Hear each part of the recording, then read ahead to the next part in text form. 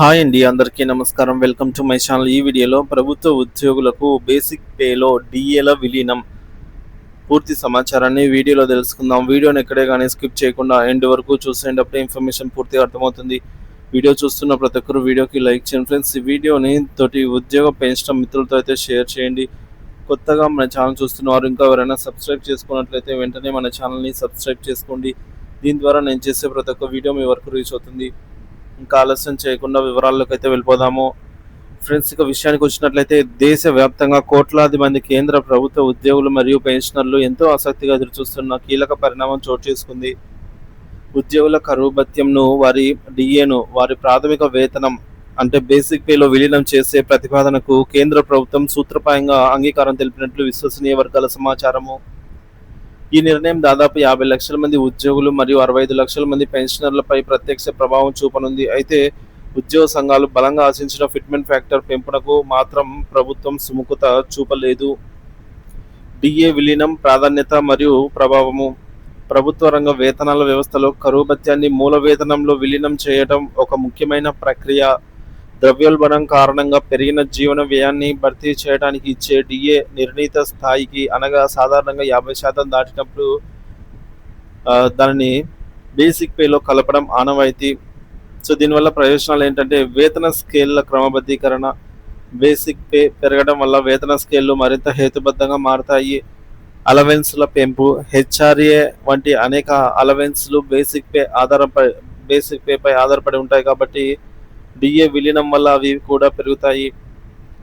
పదవీ విరమణ ప్రయోజనాలైన gratuity, pension commutation వంటివి కూడా పెరిగిన బేసిక్ పే ఆధారంగా అయితే లెక్కించబడతాయి. ఇది పదవీ విరమణ పొందిన వారికి లాభదాయకం. ఉద్యోగి మరియు యాజమాన్యం చెల్లించే ఎన్పిఎస్, ఆర్పిఎఫ్ వాటాలు కూడా బేసిక్ పే ఆధారంగా ఉంటాయి కాబట్టి ఈ వాటాలు పెరుగుతాయి. ఇది దీర్ఘకాలిక పొదుపునకు దోహదం చేస్తుంది. డిఏ విలీనం సాధారణంగా తదుపరి వేతన సంఘం ఏర్పాటుకు ముందు జరిగే ప్రక్రియ. ఇది వేతన సవరణకు సంబంధించిన అడ్డంకులను తొలగించి కొత్త వేతన నిర్మాణానికి మార్గం సుగమం చేస్తుంది. ఇక ఫిట్మెంట్ ఫ్యాక్టర్పై నిరాశ. ప్రతి వేతన సంఘం సిఫార్సుల అమలు సమయంలో పాత బేసిక్ పేను కొత్త పే స్కేల్లోకి మార్చడానికి ఫిట్మెంట్ ఫ్యాక్టర్ అనేది గుణాంకాన్ని ఉపయోగిస్తారు. ప్రస్తుతం 7వ వేతన సంఘం సిఫార్సుల మేరకు ఇది 2.57గా ఉంది.